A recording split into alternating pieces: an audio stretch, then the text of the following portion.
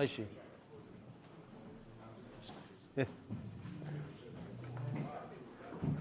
Okay, good morning. So last week we spent most of our time discussing Eliyahu Hanavi b'chayav. This week I said we were going to discuss Gilui Eliyahu. It was appropriately pointed out that I should start with my personal experience. So, no, I'm joking. Okay, so as follows. I actually had an interesting place I want to start from. In Yerushalayim, everyone's been there, in the Ir Atika, in the old city.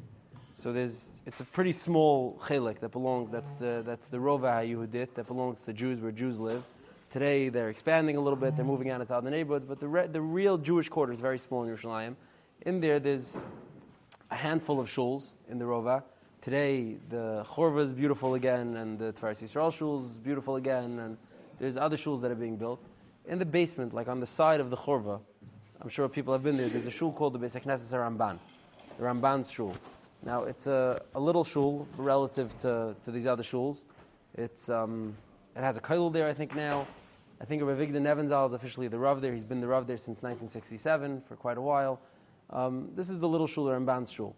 Now, the Ramban's shul is actually the first shul in Yerushalayim, in the Ir Atika. Meaning, I can't talk for time during the Tkufas Habayis. I don't know if there were shuls in Yerushalayim during the Beis HaMikdash's time, but in the modern era, whatever you want to call it, the modern era, in the year 1267, the Ramban escapes where he lives in Spain, either because of a debate that he had to participate in Barcelona, where he had to argue the merits of Christianity, and when you win one of those debates, you lose, so he had to leave. Or Stam, he had a tremendous chukka for Eretz Yisrael that he wanted to, that was like a life's dream, to go up to Eretz Yisrael. But for whatever reason, the Ramban in 1267 makes Aliyah, so to speak, to Yerushalayim. Now he gets there and he finds there's about 1,400 Jews living in Yerushalayim at the time, which is a very small amount, 1,400 Jews. He gets there and he writes a letter to his son back in Spain, where he writes that I got to Yerushalayim and I got to Eretz Yisrael, and he says, what should I tell you? Kol HaMekodesh Mechaveri is more charav than Mechaveri. Whatever's the holier the place, the more destroyed it is, the more desolate and charav the place is. He says, I got to Yerushalayim, there's no shul, there's Kamat no Sefer Torah, there's no Kehillah over here. For Yom Kippur, he had to go to, I think, Chevron, because that's where the Kehillah was, and he sets his mind to it. He says, I went other places in the country. He went to Akko, he went to Chevron, but my heart is in Yerushalayim, that's where I want to be. And he says, I'm going to go back to Yerushalayim and I'm going to open a shul. So it says, he writes, this is all in a letter that the Ramban writes. He says, I go to Yerushalayim, and I found a chorva, he says, that has beautiful pillars and some nice arches. So to me, it looks like it was once used as a shul, he says. And he says, you have to understand how it is over here. Whatever you see, you could take. It belongs to nobody. It's all destroyed. It's nobody's.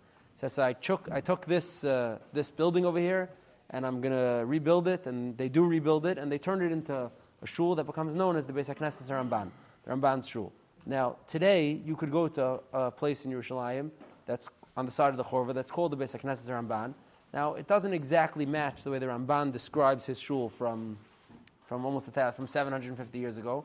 It does more match how Bavadi Bar Tanura in the 1500s and Moshe Basula in the 1500s describe a shul. So could be it's the same shul, could be it's not the same shul. We'll let the Chachamim decide that. Some say that the actual Ramban's shul was closer to the Harabayas, and this is a later shul. Eventually, the Ramban's shul, there was a fight in the shul between a guy and the board or whatever, and this guy decides to become a Muslim because of all the tzaras that the Kehillah is making him, and his mother was a wealthy lady. She says, if this shul caused my son to become a Muslim, I'm going to put the shul out of business. And she built a big mosque, literally tzamud, like mamash touching the shul on the side of it. Ultimately, the Sultan closes down the shul, the mosque becomes the big show. 100 years later, the shul gets to open again, and today you could visit there and you'll see, if you've been there, you'll see mamash connecting to the wall of the shul. There's a big mosque that's much, much tall. The shul is, 1 story high, and the mosque is 4 stories high, with a big minaret and a tall, big mosque. So this is the Beis HaKnesses Ramban. Now, in 1948, the old city of Yerushalayim was under siege. The Jordanian legion placed a siege around the old city of Yerushalayim, and they tried to conquer it. Now, the British were still involved over there. The Chorva Shul was actually shelled by the British Army in 1948. They said that it was a hideout for the Haganah, for the Israeli, the colonels of the Israeli Defense Force, and they shelled the shul. Ultimately, in 1948, the Kehillah in Yerushalayim undergoes a siege, and they're not able to survive, and the Jordanian legion captures the old city of Yerushalayim, and drives out some of them and even takes some of them back to Jordan, and they only get returned months later. So this is the now 30 days after the old city fell and it was captured. Reb Tzvi Pesach Frank, the Har Tzvi, the Mechaber of the Har Tzvi, a prolific Mechaber Svarim, a tremendous Talmud Chacham, I'm sure everyone's heard of him.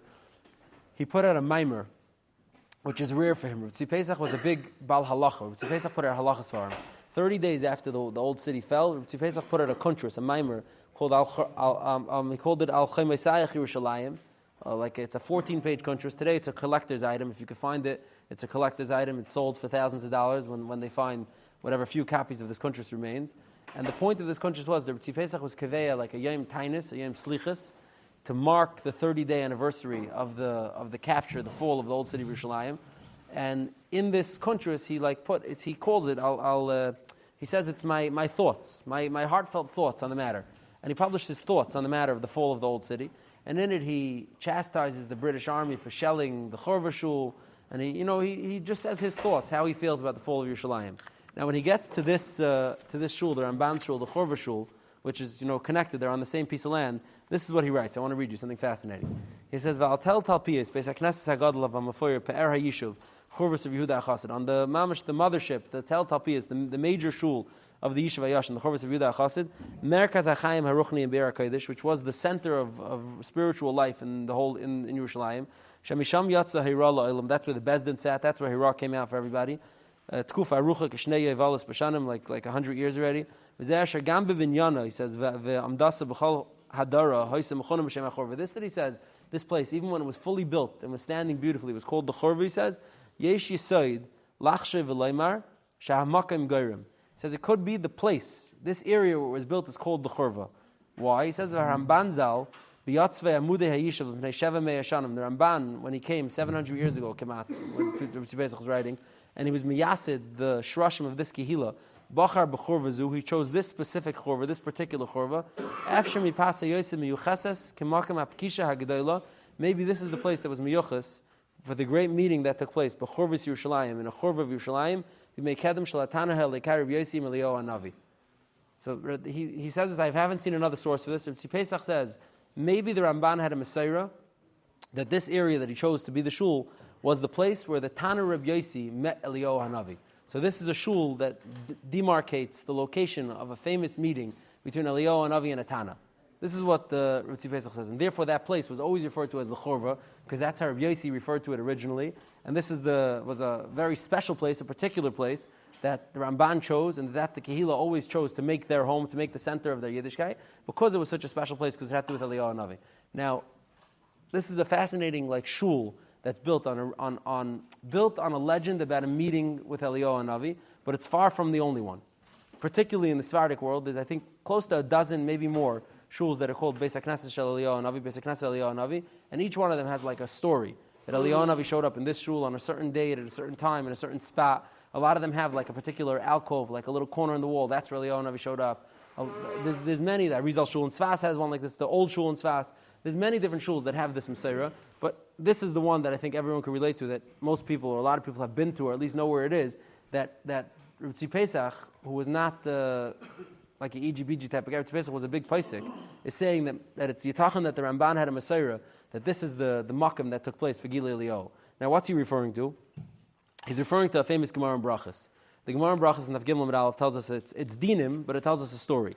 It says, Tanya, Rav Yosi. Rav Yosi writes. Now, you have to keep in mind, Rav Yosi was not often found in Yerushalayim. Rav Yosi, the Gemara tells us, Acher Tzipori, to see Rav Yosi. If you want to go learn by Rav Yosi, you have to go to Tzipori.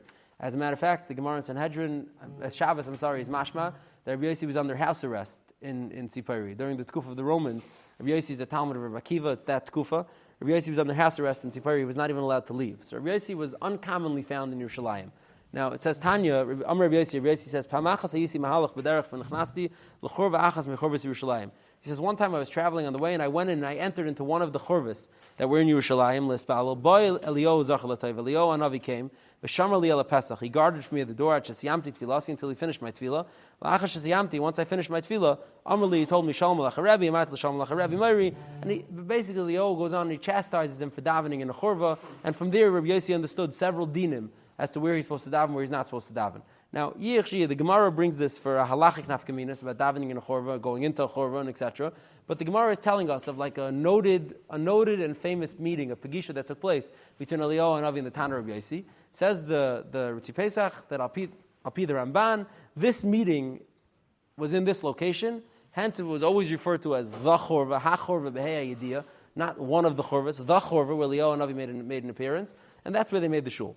Now, so I wanted to discuss a little bit how exactly, what does Eliyahu Hanavi today look like? Meaning, how did he, what state is he in when he left? Did he die? Did he become a malach? What state does Eliyahu Hanavi find himself in? How does he appear, and etc.? Now, there's only so much we could know, but let's try to work it back from the psukim. So now, the psukim in Malachim in Parak Beis, in the beginning of Parak Beis, it says, "Vayihi b'halois Hashem Eliyahu b'sar Hashemayim." It was time for HaKadosh Baruch Hu to take Eliyahu to Shemayim b'sar, to take Eliyahu up. So it says Eliyahu goes and he tells Elisha to come with him, and some other Nevi'im are watching them, and Eliyahu tells Elisha, "Let's go for a walk." It says, he says, "Vayihi ka'avram v'Eliyahu amar Elisha." Eliyahu tells Elisha, "Sha'alma eselcha b'terem elakach mi'imach."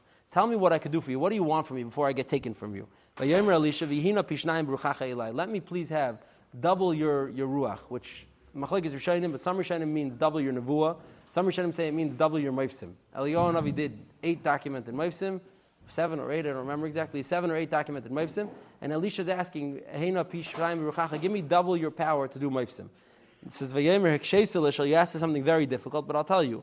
If you're going to be able to witness me being taken from you, then you'll know that you got what you asked for. If not, they were walking, they were walking, they were talking. Suddenly a chariot of fire with horses made of fire, it's separated between them. And Eliyahu was lifted up in this chariot of this Rechav Eish to Sa'ara Shemaima. Elisha saw and he's crying out, he's calling out, Avi, Rechav Yisrael Parashav. He's crying out, my father, my Rebbe. They couldn't see him anymore. He grabs his clothing and he tears them. He rips them into 2 pieces. Then it says, he picks up the cloak of Eliyahu and tells us the psukim then continue on into the reign of Elisha and Elisha's nevuah, Elisha's moifsim, Elisha's anhag of Klal Yisrael. So Eliyahu goes up to Shemayim over here in a Rechav Eish v'Susei Eish, which was a special creation that HaKadosh Baruch Hu made for this event, meaning we don't know of another Rechav Eish Susei Eish that Hashem made for this event to separate Eliyahu from Elisha. Now, the Gemara in Moed Katan asks a kasha. The Gemara in Moed Katan asks as follows. It says, on Daf Chavav Medalef, the Gemara says as follows. The Gemara says, where do you know that when a Rebbe dies, you're supposed to rise kriyas? It says, we learn it from Elisha, because it says, Elisha Rav u'metzachik and vayikru es begadav. Frek the Gemara, Amalei Rish Lakish l'Ryechen, and Eliyahu chayu. Eliyahu is still alive. Why is Elisha rising kriya if Eliyahu is alive? Amalei kiven d'chsev v'lei ra'u void l'gavi didei kemeis dami. Says the Gemara, since the pasuk says Elisha didn't see him anymore, l'gabe Elisha, that was considered like he died. So now the Gemara over here in Moed Katan is giving us the groundwork that Eliyahu disappeared or went to Shemayim, but isn't really not alive. Meaning the Gemara seems to be saying Eliyahu is still alive. There was no reason for Elisha to rise kriya. But still, Elisha couldn't see him, so Eliyahu for him was alive. The Gemara in Baba Basra is even a little more mefurish. The Gemara, not really the Gemara, but the Gemara in Baba Basra, I quoted this last week. The Gemara says, Shiva kaflu es kal olam kulei. 7 people witnessed the entire trajectory of the world, and one of them is Eliyahu Hanavi. Now the Rashbam says, what happened to Chanoich? The pasuk in the end of Bereshis tells us Chanoich luka chayse elikim. HaKadosh Baruch Hu took Chanoich up and made him into a malach. So it says, V'hai Tana, says the Rashbam, Lo yisfiru le Chanoich zu metatrin. This Tana in the Gemara Baba Basra can hold that Chanoich became a malach. The Havel Elamim Shnayim Kaflos Kol Elam. It should have said 2. Elamai Chanoich didn't become a malach. Only Eliyahu became a malach. Eliyahu was able to see everything, but not Chanoich. Now that's what the Rashbam says. Says the Ramban Afanart. The Ramban says, V'Rav Zal Kosav the Sfiru Leinami Chanoich Lav Hainu Metatrin. This Gemara has to hold that Chanoich is not a malach. The Hachi Shnayim Kaflu. He says, V'loi Nehira. The command the Meisudami. Chanoich was like he was dead. Shavin Estalku. He really died. Aval Eliyahu Matzei Ba'olam Ve'im Haroyim Loi. Eliyahu was still in this world and could be seen by those who see him. So the other Ramban says it very explicitly. He's learning this Gemara in Baba Basra that Gilui Eliyahu Hanavi is not quite dead. He's like not visible most of the time, but he isn't really dead. Now, if you look through, so So we know that Eliyahu Hanavi could be seen. So where's the first Gilui Eliyahu actually? So the first Gilui Eliyahu is before Chazal, is in the year like 800 and change, BCE, meaning during the Malchei Yehuda and Yisrael, very long ago. It says as follows. It says, the Pasuk tells us in Divrei Yamim Beis about a king, Yehiram, who was one of the Malchei Yehuda from Yehiram, but he was, unlike his father, he was a bad guy. He married Achav's daughter, and he was influenced by Achav's household, and Yehiram becomes like a very bad king. And it says he's doing Hara Be'eni Hashem. By Yavei Love, this is after Eliyahu was nifter. This is several years after Eliyahu was nifter. Achav was not even alive, I think, at this point. It says, Vayavei Elav Michtav Eliyahu Hanavi. A letter to him came from Eliyahu Hanavi. Leimer Koyamar Hashem Lekei David Avicha. So says HaKadosh Baruch Hu, the Hashem of your forefathers. Tachas Asher Lehalachta B'darchei Yeshafat Avicha B'darchei Asa Melech Yehuda. Since you didn't do the right thing, you didn't go the right derech, terrible things are going to be visited upon you. And the Psukim continue and tell us that this taka happened to Yehiram. Now over here you have the first documented case of Gilui Eliyahu. It doesn't come in the form of a vision, it comes in the form of a letter. But Yehiram, who lives in the Tkufa after Eliyahu was nifter, long after Eliyahu was nifter, gets a letter from Eliyahu Hanavi. Now the Rishonim explained to us that Eliyahu Hanavi appeared in a vision to the Bnei Hanavim, to young Nevi'im, who wrote up this nusach that Eliyahu Hanavi said into a letter, and delivered this letter to Yehiram. So, l'chayra, the first case of Gilui Eliyahu that's documented is in the Psukim Alein. Several years after Eliyahu Hanavi's p'tira, the Psukim tell us that Eliyahu was still impacting, Eliyahu was still sending, messages, maimarim, to different, to people who needed it.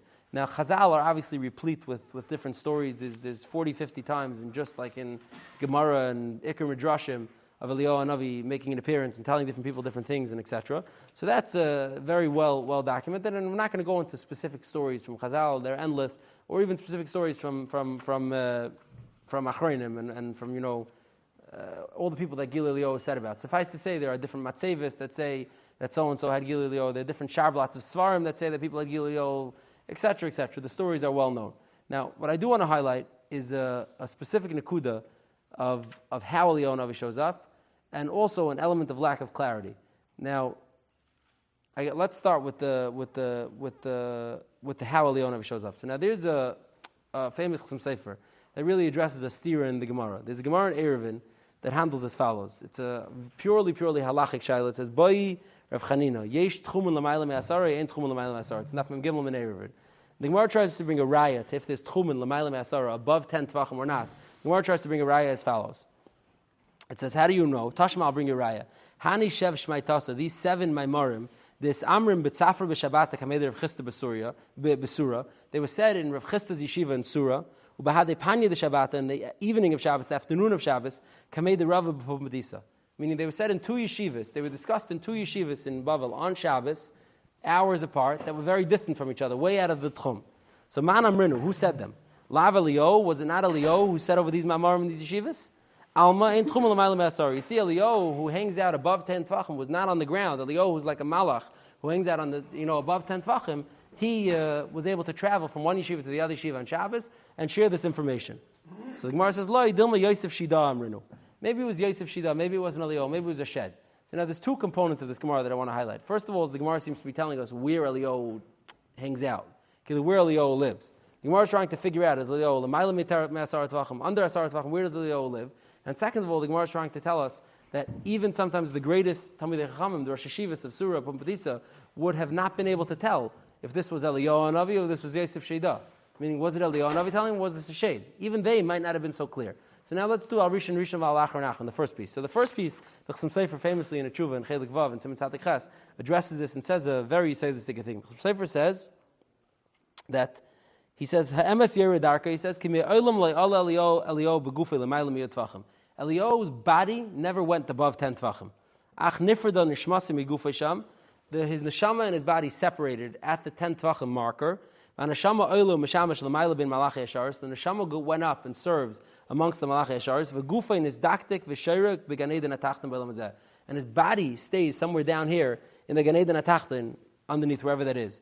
And when Eliyahu Hanavi is going to come and reveal the Geula Lasid Lavai, that's going to be his body and his neshama are going to once again, be conjoined. But until then, he says, Eliyahu Hanavi could come in one of 2 ways. He could either come in malach form. Malach form, he's bound by no halachas. He could come on Shabbos, l'mayla me'asar tvachim, He says, the Chum Sofer says that's why by a bris, even when we make a bris on Shabbos, we say Zeh Kisa Shel Eliyahu, Amoid Limini V'Samcheni. We ask Eliyahu because Eliyahu Hanavi comes as Malach HaBris. Malach HaBris is not bound by any halachas, by any tchum, by anything.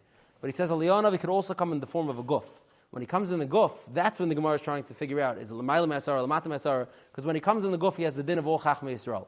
And he says when he comes to say halachas, when we say Teiku, Tishbi, Taretz, Kushis, V'abayis, that's begufa. Eliyahu Hanavi comes ke'echad michachmei Yisrael. But when he comes as a malach, like when he comes to a bris, then he could fly, come, go. There's no way to pin him down. This is what the Chum Sofer extrapolates from this Gemara in Eruvin, and it's a very Yisayistic, Chum Sofer where he tells this rule, Kilu, that Eliyahu Hanavi has two ways of appearing. Now it's interesting. I'm not bakant in this, but the Zohar, I saw others tell this too. It's really Mefurish Zohar. I'll try my best to read it without butchering. The Zohar in Parshas Vayakel says as follows. It says, Mi Allah Shemayim da Eliyahu. Who went up to Shemayim? It's Eliyahu. The Chsiv be Vayal Eliyahu b'Sara Shemayim. He says, the Zohar has a Pasha de Kashi. He says, V'heich yachal Eliyahu l'salkal Shemayim. V'hakula Shemayim l'yachal l'mizbal afil garina kechardul migufa d'hayalma. The heavens can't be savil, even a tiny mustard seed's worth of gashmias, of worldly things, of gufim from this world. V'at amrit v'yal Eliyahu b'Sara Shemayim. You're telling me Eliyahu went up to Shemayim?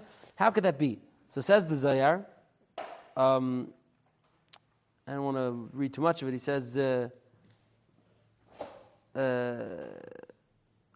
Rucha Chad. Basically, the Zohar says this. He says his guf that he had over here was separated. The gufa de nahira achra yizdam and lay, and a fiery guf to be in place of it is what he was given him. Have a goy malachim, so that he could operate amongst the malachim. V'kadyachis yilbis yislabish bahu gufa de yishtar bahu alma. But when he chooses, he could become mislabish. He could dress himself back up in the body that he left behind in this world. Ubahi gufa yischazil tata, and in that guf he makes his appearances down here. Ubegufa acheres yischazil leila, but in a different guf he's seen up there. And the Zohar continues on along this vein. So essentially, what Chum Sofer is saying that Eliyahu Hanavi has two vehicles of operation, two vehicles with which to make himself seen, is a Mefurish Zohar, in some very similar format. Now, that's what the Chum Sofer takes out of this Gemara. And it's a Yisayistic thing to know. Now, the other component of this Gemara that was interesting to me is that Chazal themselves suggest that it could have been Yosef Shida, meaning that it doesn't have to be because you heard something that sounds like Eliyahu Hanavi would say it, that it was Eliyahu Hanavi. Now, the Arizal and others explain this, and really it's Mefurish in a Taisvis, that Eliyahu Hanavi, even if he's coming to you, there's many different madregas of Gilui. You could have a madrega of Gilui, that's super clear. Eliyahu Hanavi shows up and he tells you who he is, and you know who he is right away. He looks like Eliyahu Hanavi, talks like Eliyahu Hanavi, he tells you he's Eliyahu Hanavi. But there's other times Eliyahu Hanavi could come in a more subtle type of manner. L'mashal, Chazal sometimes say Ahu Saba. There's many different Gemaras, but Chazal introduce something like Ahu Saba. Taisvis, in Chulin, in the Vav Meralav, Taisvis says, V'yesh mefarshim d'chol makim shu masker Ahu Saba hu Eliyahu. Anytime it says Ahu Saba in the Gemara, it means Eliyahu. So now that means it's more vague. Ahu Saba, this old man, we don't really know who it is, but we have a Maseret, it means Eliyahu Hanavi. Elsewhere it's brought down b'shem different Mekubalim that anytime it says Ahu Taya, this Arab, Ahu Taya, it means Eliyahu Hanavi. So there's many different madregas of the Gilui that Eliyahu Hanavi could make. So there's makam for lack of clarity. Now, I read an article once, I'll share some of the stories. There are a lot of different versions of the story in the Chassidish Welt. But basically, there's many different stories like this, that a young man who was considered not roiv to having Gilui Eliyahu would claim that he was having Gilui Eliyahu. He was seeing things, he was up at night, he was seeing different Giluyim. He would come to his Rebbe. I'll say the one with the Baruch of Garlitz, because that just... it's a cute one. He said he came to his Rebbe Baruch of Garlitz and he said, Rebbe, I'm seeing Eliyahu at night and he's telling me different things. So the Rebbe told him, Yingaman, if you have Gilui Eliyahu Hanavi, Mistama, the Rebbe has also Gilui Hanavi, right? He says, yeah, Zecher, for sure the Rebbe has Gilui Hanavi also. Okay, fine, so let me make sure that you're actually seeing the right thing. He says, was he tall? He says, yeah, very tall. Dressed all in black, head to toe? Yeah, that's how he looked. He said, and his face was a little bit like black also, like from soot? Yeah, exactly, Rebbe, exactly. He says, and he carried a big ladder on his shoulder with hooks on the top. He says, yeah, Rebbe, that's exactly what he looked like. He says, okay, Baruch Hashem, you were zeicher to see the lamplighter walking around at night, lighting the lamps in town. And there's many different versions of this story, of a Rebbe doing this to a young person who thought that he was being zeicher to see Gilui Eliyahu. There's probably 10 versions of this story, of different Rebbes who did it. One very comical one that I saw is that there was a guy, I saw this in a book, a guy who was the fire chief of, I think either Brod or Lvov, a big city in Poland. He was a guy who had served in the army of Franz Josef. He became like a decorated army veteran. And as a reward, when he moved back to the From Kehila, they gave him the position as fire chief in this big city. And his minig was he would get up and daven the first minig vasikin, then he would go to overwatch, on the fire tower to make sure there's no fire going on. And then when he saw the town was settled for the day, he'd come back to shul and he would say his tehillim, his mamadas, his chak, he'd do his thing. And the kids decided to have some fun with him. And the shul had many skylights. They went up at one of the skylights, and when he was sitting there saying his tehillim, they called down, Moshe, Moshe, and he jumps up, he says, Hineni. He says, they tell him, Dushtait Eliyahu Hanavi, I'm here and I want to be metar you and mezachach you. Come stand by the skylight on the corner left side of the shul, and I'm going to pour Tisha Kavan on you and make you heilig. And Moshe goes betmimus to stand by the corner, goes and stands, and they pour bucket after bucket after bucket of water on this unsuspecting fire chief's head. So these stories are comical, but I guess they highlight important nekuda also, is that as much as Chazal talk about Gilui and the Psukim talk about Gilui, and our history and legend is replete with stories of different Giluyim of Eliyahu, from the Gemara already you see that it could be confusing even to the people who are seeing it. And there's a big messiah of this amongst those who tell stories of Gilui, and particularly in the Chassidish Welt, amongst those who talk about Gilui more and tell stories. There's a lot of messiah to this idea also of putting a damper on it, that not everybody who claims or thinks that he's seeing Gilui is actually seeing Gilui. So I'll leave it, I guess, as a word to the wise, a cautionary tale somewhat. Okay, I think next week we'll move on to a different topic to be decided what that is. Shkoyach.